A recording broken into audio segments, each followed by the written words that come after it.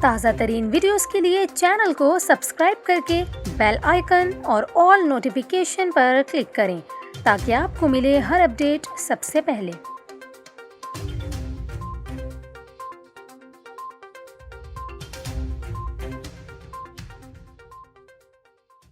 السلام علیکم، نیوز 24/7 اردو میں خوش آمدید۔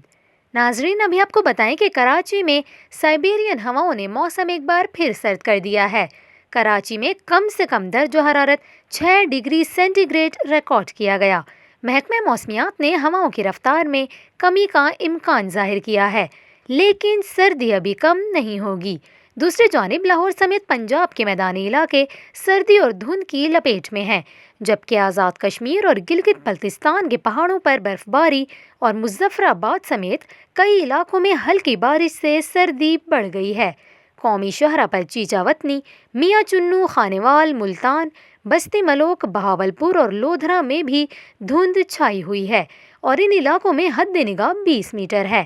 ترجمان موٹر وے پولیس کا کہنا ہے گہری دھند کے باعث ملتان سے خانیوال موٹر وے بھی بند کر دی گئی ہے۔ ترجمان کا کہنا ہے کہ ڈرائیور حضرات گاڑیوں پر فوگ لائٹس استعمال کریں اور سفر سے پہلے معلومات کے لیے ہیلپ لائن 130 پر رابطہ کریں۔